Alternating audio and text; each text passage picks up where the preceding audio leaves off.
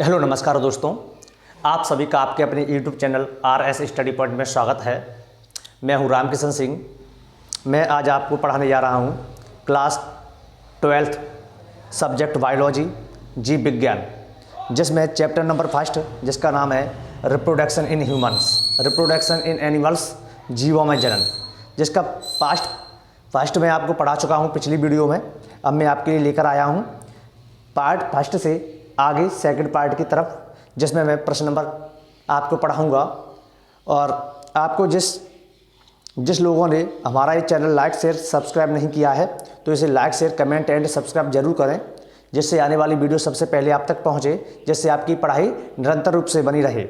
मैं आपके लिए लेकर आया हूं इसमें जो महत्वपूर्ण प्रश्न है, जो कक्षा 12th में वार्षिक परीक्षा और अर्धवार्षिक परीक्षा में पूछे जाने वाले प्रश्नों के बारे में आपको बताऊंगा। तो आइए चलिए अपन आगे की तरफ पढ़ते हैं और बात करते हैं इन प्रश्नों के बारे में।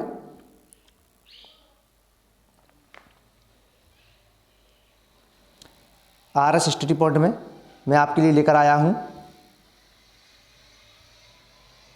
सबसे पहला, इसमें मैं आपको मोस्ट इम्पोर्टेंट प्रश्न पढ़ाने जा रहा हूं। बहुत ही मोस्ट इम्पोर्टेंट प्रश्न है और ये परीक्षा में पूछे जाने वाले, एग्जाम में आने वाले प्रश्न हैं।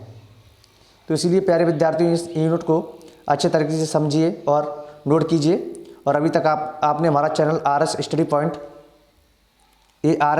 सब्सक्राइब नहीं किया है तो इसे सब्सक्राइब करें और बेल आइकन दबाना ना भूलें, जिससे आने वाली वीडियो सबसे पहले आप तक पहुंचे। तो इसमें पहला प्रश्न है साथियों, अलैंगिक जनन से होने वाले लाभ। प्रश्न नंबर 4, अलैंगिक जनन से होने वाले लाभ। इसमें देखते हैं कि अलैंगिक जनन से क्या क्या लाभ होते हैं। अलैंगिक जनन से होने वाले लाभ निम्नलिखित हैं। अलैंगिक जनन होता है ना, ये सेक्सुअल रिप्रोडक्शन, इससे जो लाभ होते हैं वो निम्नलिखित हैं। ये सेक्सुअल रिप्रोडक्शन से होने वाले लाभ निम्नवत हैं। इसमें देखते हैं नंबर 1,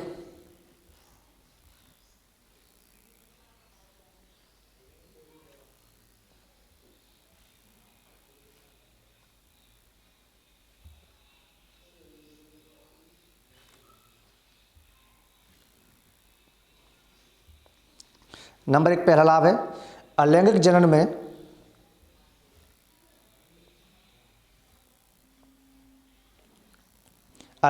में केवल एक ही जनक भाग लेता है।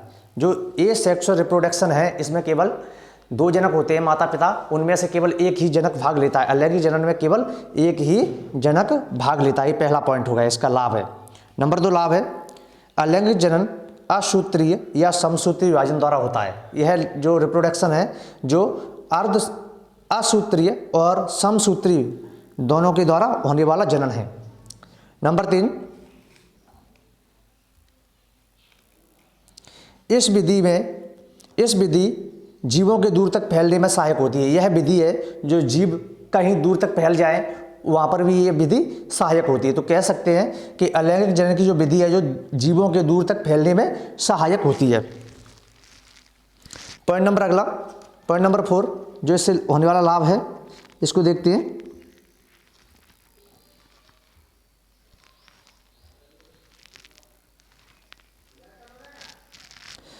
इस विधि के द्वारा एक जंतु बहुत अधिक संतानों को उत्पन्न कर सकता है। इस विधि में एक ही जंतु बहुत अधिक संतानों को उत्पन्न कर सकता है। ठीक है ना।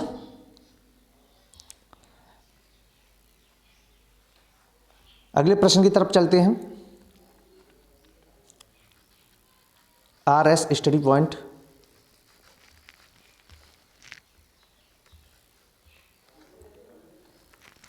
Very most IMP question.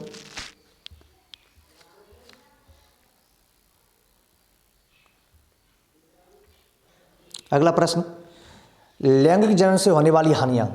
तो अलैंगिक जनन से जो क्या क्या घाटे होते हैं, क्या क्या हानियां होती हैं, इनको देखते हैं कि अलैंगिक जनन से होने वाली हानियां। इंग्लिश में कह सकते हैं इसको कि harmful of A sexual reproduction. तो नंबर 1, अलैंगिक जनन से होने वाली हानियां निम्नलिखित हैं। इसमें देखते हैं नंबर 1, इस विधि के द्वारा बने जीवों में विकास की संभावना कम रहती है। जो जीव बनते हैं उनमें विकास की संभावना कम होती है। मतलब कि इस विधि के द्वारा जो जीव बन जाते हैं तो वो जीव तो बन जाते हैं, लेकिन उसमें जो विकास होता है, बढ़ोतरी होती है, वृद्धि होती है, उसके शरीर में वो धीरे धीरे होती है, कम होती है। नंबर 2, इस विधि में युग्मकों का संलयन नहीं होता तथा यह विधि है इसमें जो युग्मक होते हैं ना वो युग्मक का संलयन नहीं होता, वो जुड़ते नहीं है युग्मक। नंबर 3, इस विधि में आनुवांशिक पुनर्योजन नहीं होता है, आनुवांशिक जो पुनर्योजन इस विधि के द्वारा नहीं होता है। नंबर 4, इस विधि के द्वारा बने जीवों में वातावरण परिवर्तनों के प्रति तीव्र अनुकूलन क्षमता पाई जाती है। इस विधि के द्वारा जो जीव बनते हैं, जीवों में वातावरण परिवर्तन के प्रति, वातावरण होता है एनवायरमेंट, उसके प्रति तीव्र अनुकूलन की क्षमता नहीं होती है। मतलब वातावरण के प्रति जो अनुकूलन की क्षमता होनी चाहिए वो तीव्र नहीं होती है।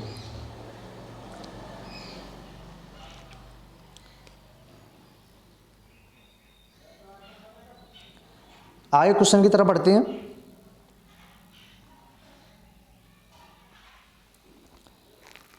कमेंट, लाइक, सब्सक्राइब जरूर करें।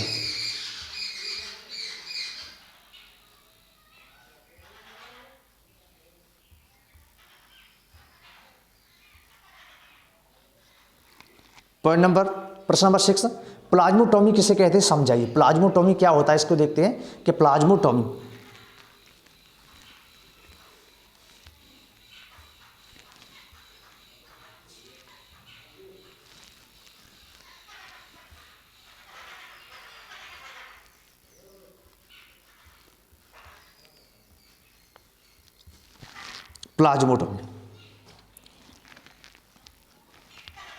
इस प्रकार की विधि में बहुकेंद्रकीय जीवों की कोशिका का जीव द्रव्य विभाजित होकर 2 जीवों में बट जाता है।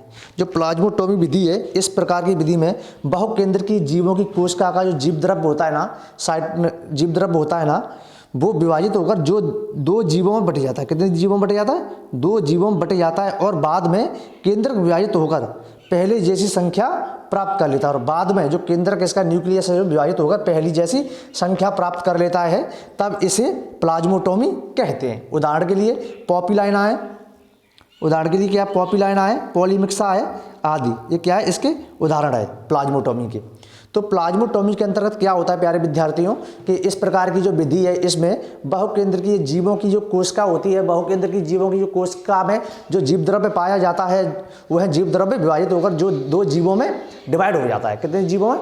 2 जीवों में डिवाइड हो जाता है और बाद में केंद्रक विभाजित होकर पहली जैसी संख्या प्राप्त कर लेता है। और इसके बाद जो इसका न्यूक्लियस है जो विभाजित होकर पहली जैसी संख्या प्राप्त कर लेता है, तब इस क्रिया को प्लाज्मोटोमी कहते हैं। क्या कहते हैं इस क्रिया को? तो प्लाज्मोटोमी। उदाहरण के लिए पॉपीलाइना है, पॉलीमिक्सा है, ये इसके प्रमुख उदाहरण है। प्रश्न नंबर 7, इनार्चिंग, इसको इनार्चिंग या शाखाबंधन भी कहते हैं। इनार्चिंग क्या है? तो इनार्चिंग में क्या होता है प्यारे विद्यार्थियों, इस विधि को शाखा बंधन विधि भी कहते हैं। इनार्चिंग विधि को शाखा बंधन विधि भी कहते हैं क्योंकि इसमें शाखा बांधी जाती है। तो क्या होता है देखते हैं कि इस विधि को शाखा बंधन विधि भी कहते हैं। इसमें उत्तम किस्म के पौधे की शाखा के साथ, जैसे इसमें उत्तम किस्म की पौधे की शाखा के साथ लगे घटिया किस्म के पौधे के तने को हटाकर बांध देते हैं और कुछ समय पश्चात ये आपस में जुड़ जाते हैं तथा इनसे जड़ें निकल आती हैं। तब उत्तम किस्म वाले पौधे को काटकर अलग कर दिया जाता है। तब इस शाखा को क्या कहते हैं, इस विधि को क्या कहते हैं? इस विधि को शाखा बंधन या इनार्किंग विधि कहते हैं। तो क्या होता है प्यारे विद्यार्थी, समझने की कोशिश कीजिए कि जैसे मान के चलें कोई अच्छी किस्म का पौधा है तो उसको काटकर उसमें घटिया किस्म का पौधा उसकी तने से बांध दे और कुछ समय बाद अपन देखें उसकी में जड़ें निकल आएंगी और वो उसमें फिट हो जाएगा। तो इस प्रकार की क्रिया को अपन इनार्किंग या शाखा बंधन विधि के नाम से भी जाना जाता है, कहते हैं। ठीक है,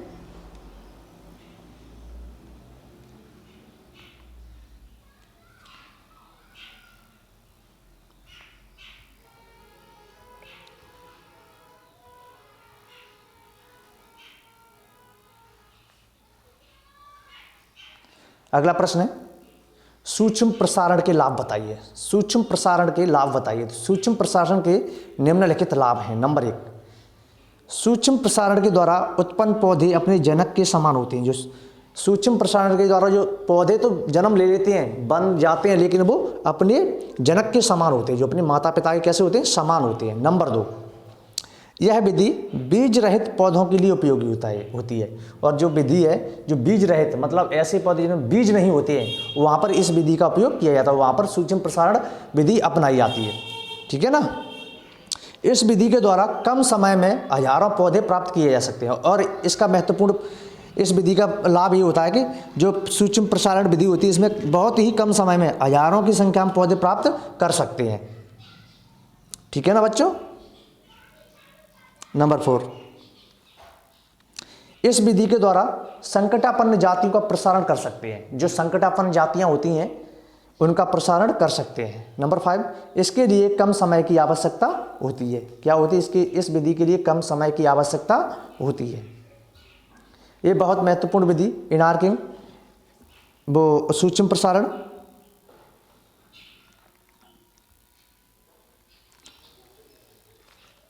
कम समय की आवश्यकता होती है, इसमें पहला पॉइंट हो गया।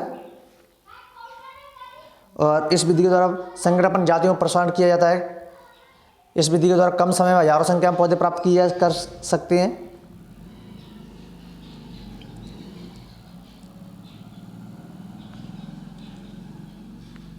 अगला प्रश्न है, अनिषेक जनन किसे कहते हैं? क्या अनिषेक जनन? वह विधि जिसमें मादा युग्मक बिना निषेचन के नई संतति में विकसित हो जाता है। वह विधि जिसमें मादा युग्मक होता है ना, फीमेल गैमीट होते हैं ना, वो बिना निषेचन के द्वारा, बिना फर्टिलाइजेशन के द्वारा ही नई संतति में बदल जाते हैं, नई संतति में विकसित हो जाते हैं। तब इस क्रिया को अनिषेक जनन या पार्थिनोजेनेसिस कहते हैं। वह विधि जिसमें मादा युग्मक बिना निषेचन के द्वारा नई संतति में विकसित हो जाते, तब इस क्रिया को पार्थिनोजेनेसिस या अनिषेक जनन के नाम से जानते हैं। बहुत ही मोस्ट इंपोर्टेंट है प्यारे विद्यार्थी, इसे आप लर्न कर लीजिएगा। वैसे तो इस अध्याय में ओटी आ रही हैं, लेकिन तब भी क्या है कि यहाँ पे इस क्वेश्चन को अपन पढ़ेंगे तो इसमें से ओटियाँ निकल के सामने आएंगी। नंबर 2, अगला प्रश्न,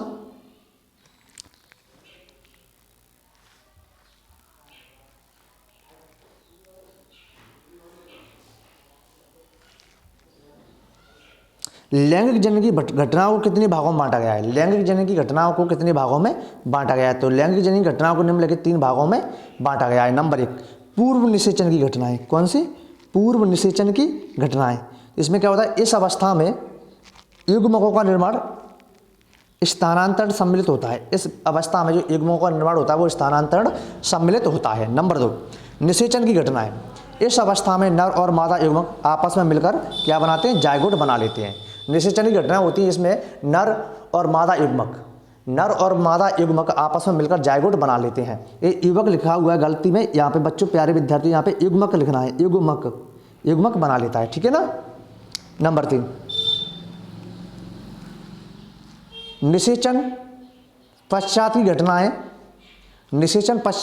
नंबर 3 हेडिंग है, इस अवस्था में जायगोट विकसित होकर ब्लास्टुला, गैस्टुला, भ्रूण आदि बनाता है। तो इसकी तीसरी विधि है निषेचन पश्चात की घटनाएं। तो इस अवस्था में क्या होता है कि इस अवस्था में जो जायगोट होते हैं वो जायगोट विकसित हो जाते हैं और विकसित होकर ही ब्लास्टुला है, गैस्ट्रुला है, भ्रूण है आदि में बदल जाते हैं।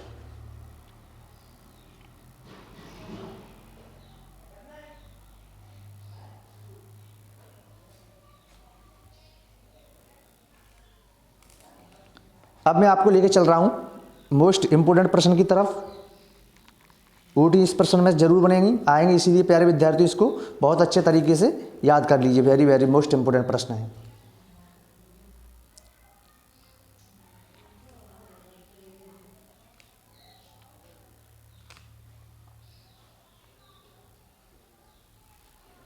लैंगिक जनन तथा अलैंगिक जनन एक दूसरे से किस प्रकार भिन्न है, समझाइए। लैंगिक जनन तथा अलैंगिक जनन में अंतर स्पष्ट कीजिए, अथवा लैंगिक जनन तथा अलैंगिक जनन में विभेद कीजिए, अथवा लैंगिक जनन तथा अलैंगिक जनन में असमानताएं बताइए। किसी भी नाम से, किसी भी तरीके से प्रश्न पूछा जा सकता है प्यारे विद्यार्थियों। इस प्रश्न को किसी भी तरीके से आ जाए, केवल अपन को एक ही आंसर लिखना है, अंतर वाला। तो अपन लिखेंगे कि लैंगिक जनन लैंगिक जनन तथा अलैंगिक जनन में कई अंतर पाए जाते हैं, लेकिन कुछ प्रमुख अंतर निम्नलिखित हैं। तो नंबर 1 इसमें पॉइंट है, लैंगिक जनन में 2 जनक भाग लेते हैं। जो लैंगिक जनन होता है ना, लैंगिक जनन में 2 जनक भाग लेते हैं, जबकि अलैंगिक जनन में केवल एक ही जनक भाग लेता है। और अलैंगिक जनन होता है उसमें केवल एक ही जनक भाग लेता है। नंबर 2, लैंगिक जनन में युग्मकों का निर्माण होता है। लैंगिक जनन होता है, इसमें युग्मकों का निर्माण होता है, जबकि अलैंगिक जनन में युग्मकों का निर्माण नहीं होता है। एक में हाँ तो एक में नहीं। लैंगिक जनन में युग्मकों का निर्माण होता है, अलैंगिक जनन में युग्मकों का निर्माण नहीं होता है। You are understand. Number point 3 point, लैंगिक जनन में अर्धसूत्री विभाजन होता है। लैंगिक जनन में जो विभाजन है वो कैसा होता है, अर्धसूत्री, जबकि अलैंगिक जनन में अर्धसूत्री विभाजन नहीं होता है।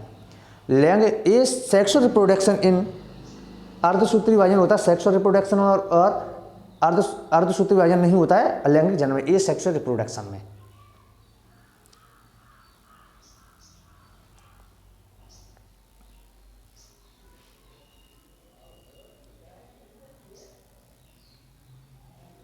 सब्सक्राइब कीजिए RS स्टडी पॉइंट। नंबर 4, लैंगिक जनन में संतान अपने जनकों से अलग होती है। लैंगिक जनन होता है, इसमें संतान होती है वो अपने जनक से, अपने माता पिता से अलग होती है, जबकि अलैंगिक जनन में संतान अपने माता पिता के समान होती है। तो लैंगिक जनन में जो संतान होती है ना, वो अपने माता पिता से अलग होती हैं, और अलैंगिक जनन में माता पिता के समान होती हैं। नंबर 5, लैंगिक जनन धीमी गति से होता है। जो लैंगिक जनन होता है वो कैसे होता है, धीमी गति से। अलैंगिक जनन तीव्र गति से होता है। लैंगिक जनन उच्च श्रेणी के पौधों व प्राणियों में पाया जाता है। जो सेक्सुअल रिप्रोडक्शन है, जो उच्च श्रेणी के पौधे होते हैं और प्राणी होते हैं उनमें पाया जाता है। और अलैंगिक जनन होता है वो निम्न श्रेणी के, जो निम्न प्राणियों, जबकि अलैंगिक जनन निम्न कशेरुकियों में पाया जाता है। किसमें पाया जाता है, निम्न कशेरुकियों में अलैंगिक जनन पाया जाता है। तो वेरी मोस्ट इंपोर्टेंट प्रश्न था ये, इसे आप याद कर लीजिए, और ये बहुत अच्छे तरीके से पूछे जाने वाला प्रश्न है।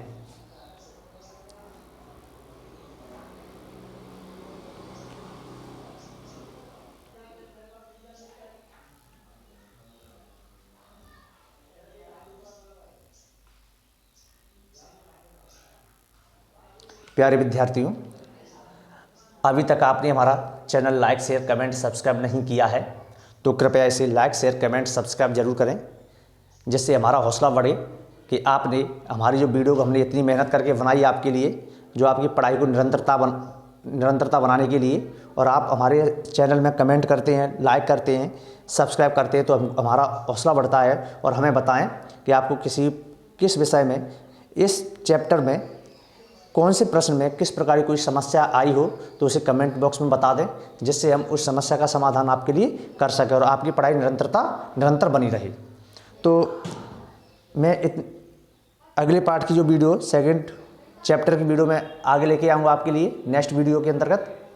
अभी हमारी एक चैनल में जाकर आप उसमें प्लेलिस्ट में आप देख सकते हैं, वहाँ पे कक्षा 10वीं का साइंस और क्लास 12 की PCMB की सारे नोट्स दिए गए हैं, और बायोलॉजी चैप्टर नंबर 1 जीवों में जनन रिप्रोडक्शन इन ह्यूमंस, इसको भी पढ़ाया गया है। इसकी जो सेकंड वीडियो आएगी, सेकंड चैप्टर की जो वीडियो आएगी वो आगे आपको मिलेगी। तो हमारे साथ बने रहने के लिए आपको बहुत बहुत धन्यवाद। और मैं एक बात आपसे कहना भूल गया, क्योंकि मैंने वीडियो के पहले ही बताया था कि आपको हमारी तरफ से, हमारी कोचिंग की तरफ से, RS स्टडी पॉइंट की तरफ से नववर्ष की हार्दिक बधाई एवं शुभकामनाएं। आपका दिन शुभ रहे, सही रहे, आप स्वस्थ रहें, मस्त रहें, और आपकी पढ़ाई निरंतरता इसी तरीके से बनी रहे। जय हिंद, जय भारत।